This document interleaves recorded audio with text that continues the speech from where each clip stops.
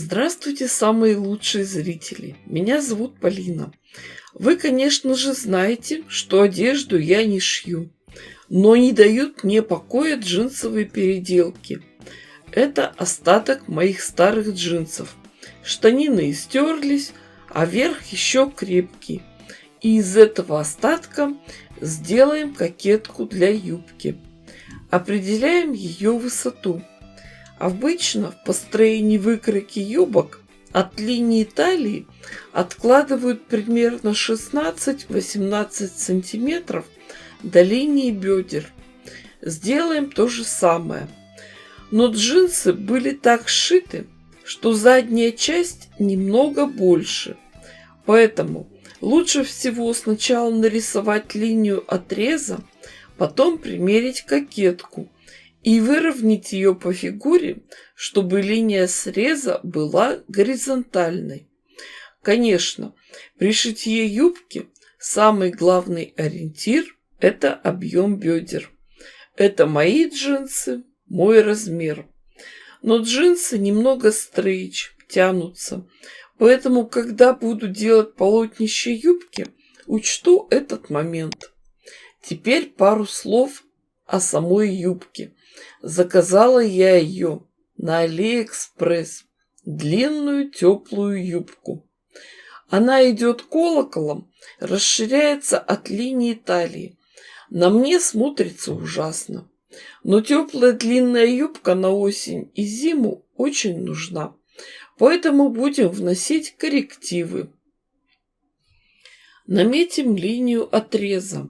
От пояса вниз по окружности сделаем отметки и соединим их плавной линией. Отрежем пояс и часть верха так, чтобы юбка села по бедрам.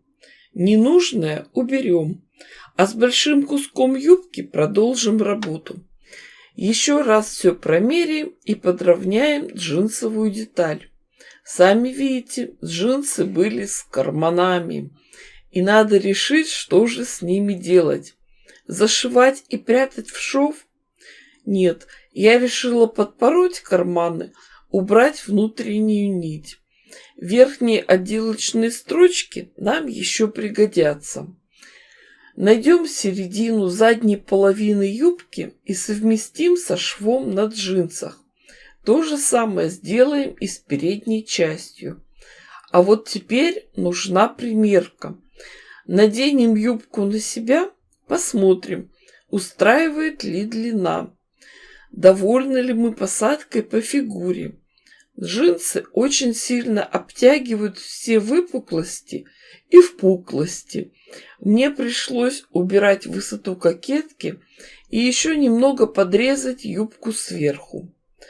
Когда мы всем довольны, приступаем к обработке открытых срезов ткани. У меня появился помощник – оверлок Triumphator 1800X от компании Effective.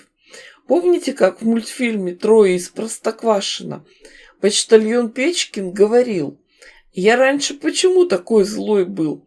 Потому что у меня велосипеда не было, а теперь я добреть начну». Вот почему я раньше одежду не шила. Потому что у меня оверлока не было. Обрабатываем открытые срезы джинсовой детали. Естественно, карманы отгибаем.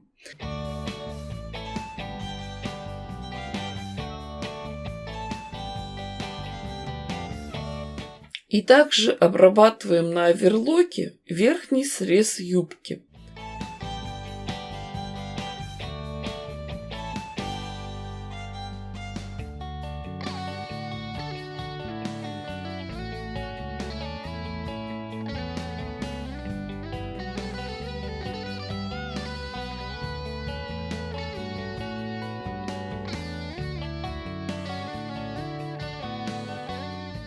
А вот теперь приступаем к соединению деталей.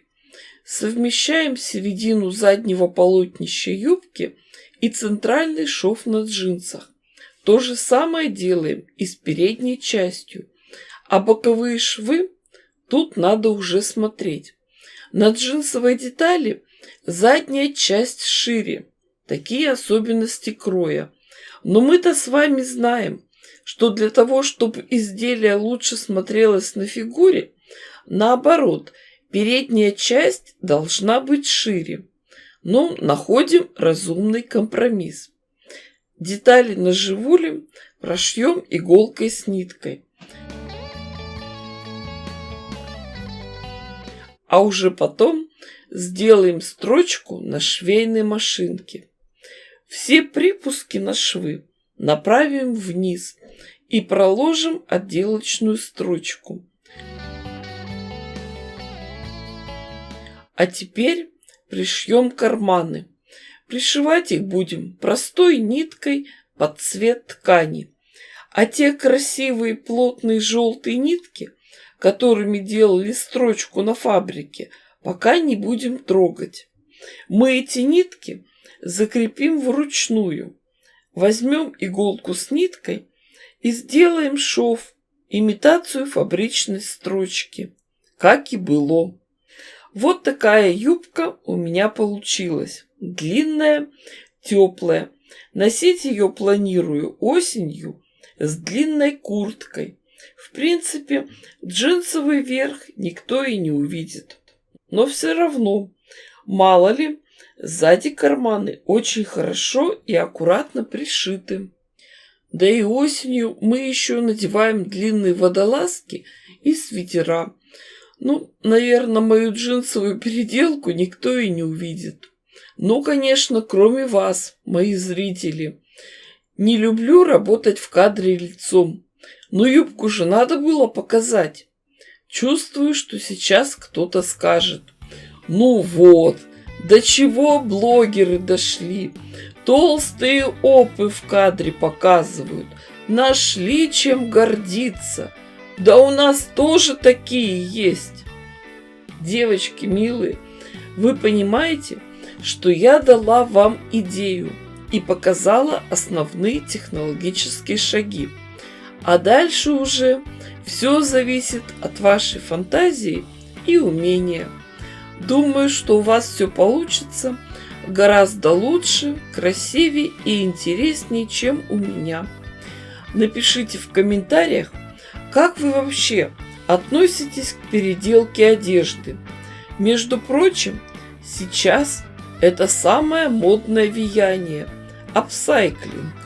И многие модные дома создают новые коллекции, используя свои старые модели, а в некоторых случаях даже находят на барахолках винтажные вещи и дают им новую жизнь.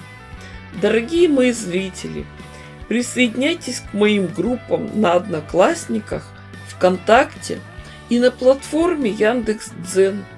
С вами была Полина. Всем пока-пока и до скорых встреч!